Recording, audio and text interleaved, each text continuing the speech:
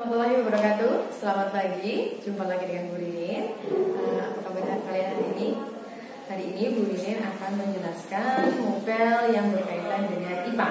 Nah, hari ini Bu Guru akan menjelaskan tentang organ gerak hewan. Sebelumnya, sekarang kalian buka buku paket kalian pada halaman 6, ya, buku paket 5A pada halaman 6. Di sini kita akan belajar subtema 1 yang pertama, yaitu organ gerak hewan. Sebelum masuk pada pembelajaran atau materi, Bu Guru mau mereview dulu materi kelas 3. Ayo, siapa yang masih ingat? Salah satu ciri dari makhluk hidup apa saja? Yang pertama, pasti bergerak. Yang kedua, bernafas. Yang ketiga, berkembang biak. Yang keempat, menerima rangsang. Yang kelima, dapat berpindah tempat. Yang keenam yaitu apa? Bernafas. Nah, salah satu yang akan kita bahas di sini yaitu manusia dan hewan. Alat gerak pada manusia dan hewan. Anak-anakku, sekarang perhatikan ke depan. Yuk, semuanya lihat ke depan dan kita belajar bersama-sama ya. Yang pertama, pernah nggak terpikir di kalian kenapa manusia bisa bergerak? Pernah nggak? Apakah kita hanya memiliki tulang bisa bergerak? Tentu tidak. Pasti ada yang namanya alat gerak atau sistem gerak. Nah, manusia dapat bergerak, berpindah tempat itu karena adanya sistem gerak. Apa itu sistem gerak itu? Sistem gerak adalah pada manusia dan hewan adalah organ gerak yang tersusun. Itu yang disebut dengan sistem gerak. Fungsinya apa? Fungsinya yang pertama, kita bisa bermain bola, kita bisa berlari, kita bisa melompat, kita bisa berenang dan melakukan semua aktivitas. Itu yang disebut dengan fungsi dari organ gerak dan sistem gerak. Nah, sudah paham sampai situ?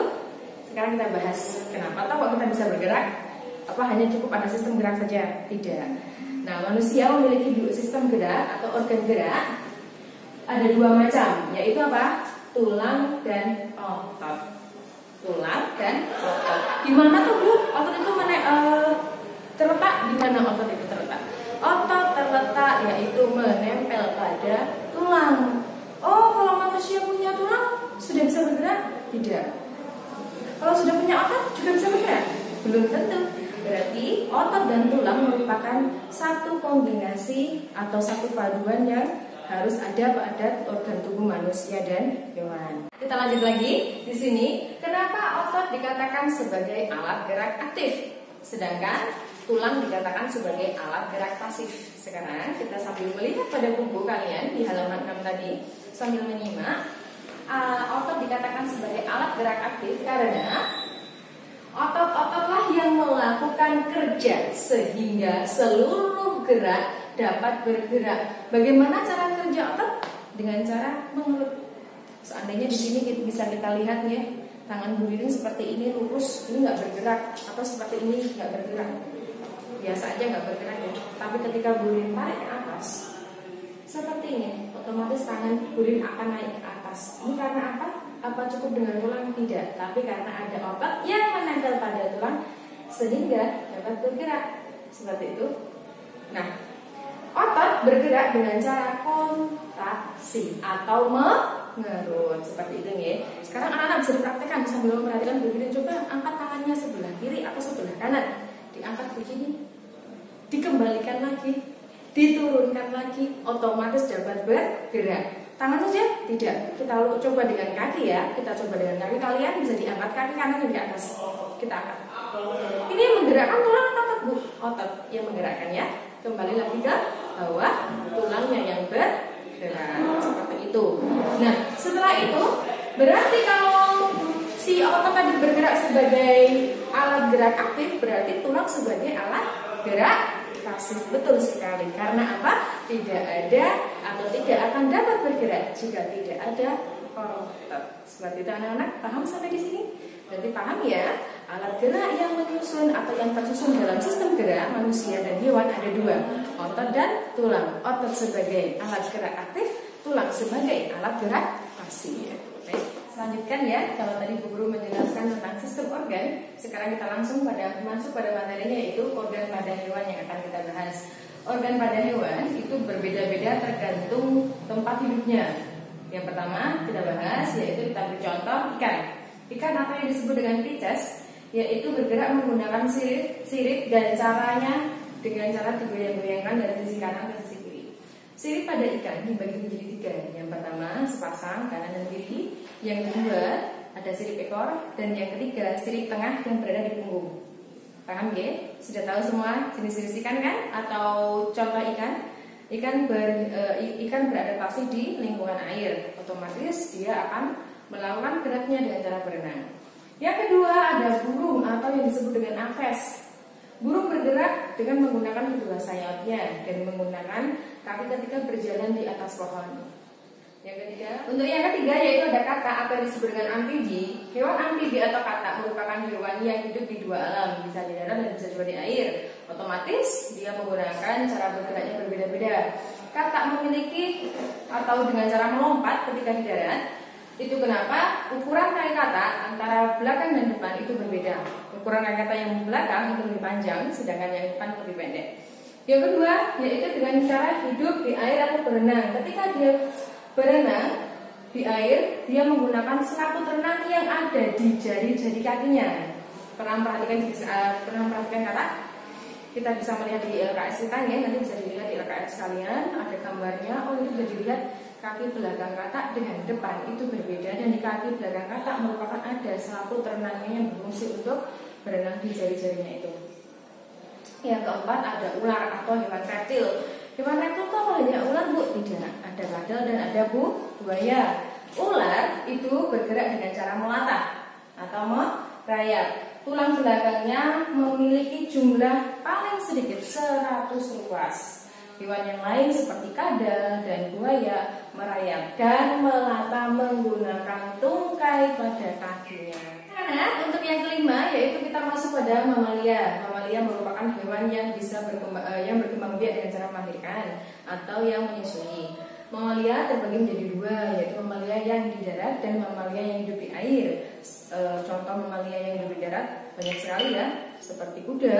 Itu memiliki otot yang elastis dan sangat kuat serta tulang yang sangat kokoh. Kuda memiliki 2 pasang kaki di depan dan di belakang. Jadi mereka berjalan atau bergerak dengan cara ke depan, seperti itu ya. Sedangkan mamalia yang menggunakan sayap itu juga ada, yaitu termasuk dari contohnya yaitu kelelawar. Dan mamalia yang hidup di air atau menggunakan siripnya yaitu ada lumba-lumba, pesut dan paus. Baik anak-anak, itu tadi penjelasan tentang organ gerak pada hewan berdasarkan tempat hidupnya, seperti ikan, ada burung, ada amfibi, ada reptil, ada mamalia. Nah, sekarang kita masuk pada poin B. Poin B itu hewan yang memiliki tulang belakang. Hewan yang memiliki tulang belakang disebut hewan vertebrata, dan hewan yang tidak memiliki tulang belakang disebut invertebrata. Bisa kalian simak di LKS, di buku paket kalian halaman 7. Atau buka juga buku panduan yang lain. Yang pertama yaitu hewan vertebrata. Hewan vertebrata adalah hewan yang memiliki tulang belakang. Contohnya apa saja? Contohnya ada Pisces, amfibi, aves, reptil, mamalia. Jadi yang Bu Guru jelaskan tadi merupakan hewan atau contoh hewan vertebrata. Dan hewan yang tidak memiliki tulang belakang atau disebut dengan invertebrata, contohnya ada protozoa. Protozoa itu adalah hewan bersel 1. Yang kedua ada porifera, kelompok hewan yang tidak memiliki sistem gerak. Jadi kelompok hewan yang tidak memiliki sistem gerak. Yang ketiga ada coelenterata, yaitu hewan yang berongga khusus. Contohnya apa? Ubur-ubur. Yang keempat ada vermes. Vermes adalah sebutan untuk hewan cacing. Itu bergerak dengan menggunakan otot perut. Sedangkan moluska itu contoh hewan yang bertubuh lunak. Contohnya apa? Cumi-cumi dan gurita. Paham sampai di sini anak-anak? Semoga kalian memahami materi yang Bu Guru sampaikan dari contoh sampai vertebrata dan invertebrata. See you next time.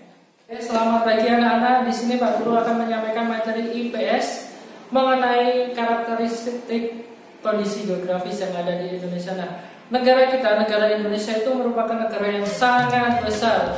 Di situ banyak pulau, banyak keanekaragaman yang ada di Indonesia.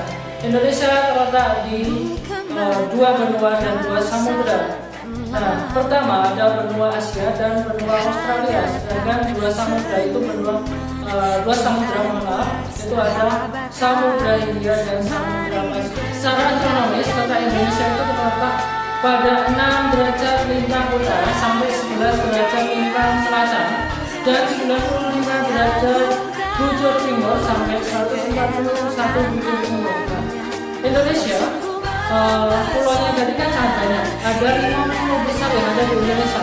Pertama di situ ada Pulau Jawa, ada Pulau Sumatera, ada Pulau Kalimantan, ada Pulau Sulawesi dan Pulau Papua.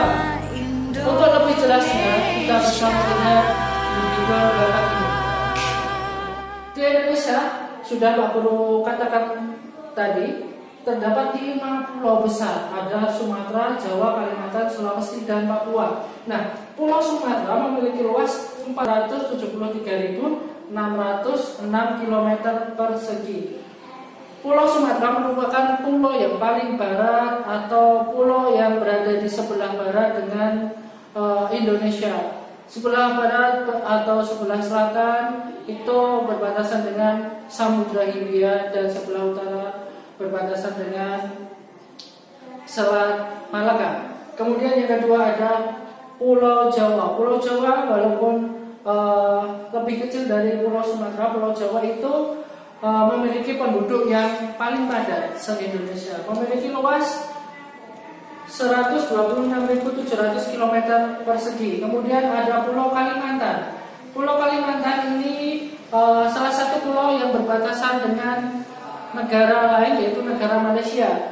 Luasnya yaitu sekitar 743.330 km persegi. Nah, di sana banyak sungai-sungai besar, ya. Salah satunya adalah Sungai Mahakam.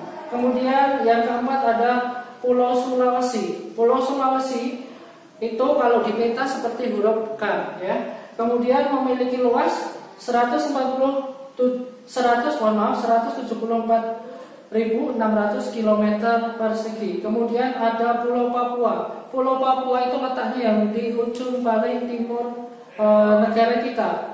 Luasnya sekitar 786.000 km persegi. Nah, ciri utamanya yaitu terdapat gunung yang paling tinggi di Indonesia, namanya Puncak Gunung Jayawijaya. Nah, di sana itu ada salju abadi. Nah, kembali lagi dengan Pak Guru. Di sini akan Pak Guru jelaskan tentang beberapa contoh perilaku manusia yang dapat mengubah kondisi alam. Nah, pertama, perilaku membuang sampah sembarangan. Perilaku buruk manusia yang membuang sampah sembarangan itu dapat menyebabkan banjir. Selain menyebabkan banjir, menyebabkan juga bau yang tidak sedap. Kemudian yang kedua, penggunaan pestisida secara berlebihan. Pestisida itu merupakan zat kimia yang digunakan petani untuk memberantas suatu hama. Jadi kalau pestisida ini masuk ke dalam tanah itu akan merusak komposisi tanah, mengakibatkan apa? Tanah itu cepat tandus, cepat rusak komposisinya. Kemudian yang ketiga, penggunaan kendaraan bermotor. Nah, penggunaan kendaraan bermotor yang secara berlebihan itu mengakibatkan polusi udara, banyak asap dan tidak sehat untuk kita hidup. Kemudian yang keempat, penebangan dan pembakaran hutan secara liar. Penebangan hutan secara liar itu juga mengakibatkan berbagai masalah. Contohnya itu banjir. Kemudian ada lagi tanah longsor. Dan pembakaran hutan ini juga mengakibatkan polusi udara seperti itu. Kemudian penggunaan deterjen secara berlebihan itu juga akan merusak komposisi tanah. Kemudian yang keenam, pengembangan pemukiman baru dan gedung-gedung bertingkat. Nah, banyak lahan hijau, banyak lahan yang luas, tanah yang subur itu kalau berganti secara berlebihan, pembangunan pemukiman itu mengakibatkan juga kerusakan habitat hewan dan seterusnya. Kemudian nomor 7 ada menangkap ikan menggunakan pukat harimau, racun dan bahan peledak. Pukat harimau itu apa? Pukat harimau itu merupakan jaring ya, jaring raksasa yang digunakan nelayan untuk langsung menyerap ikan secara berlebihan, secara banyak. Kenapa dilarang? Karena pukat harimau itu dapat merusak karang-karang yang ada di laut, kemudian ikan-ikan kecil semuanya tertangkap semuanya, dan bisa mengakibatkan kerusakan dan kepunahan. Begitu juga dengan kemudian racun, dan disitu mengakibatkan lingkungan menjadi tercemar. Bahan peledak itu juga mengakibatkan lingkungan menjadi tercemar. Selamat pagi anak-anak, kembali lagi dengan kita, tim guru kelas 5. Kita akan melanjutkan pelajaran pada hari ini, yaitu SPDP dengan materi gambar ilustrasi. Nah, apakah yang namanya ilustrasi tersebut? Ilustrasi adalah gambar yang mendukung isi bacaan. Jadi kalau ada gambar, itu pasti ada bacaannya ya. Jadi gambar ilustrasi adalah gambar yang mendukung isi bacaan.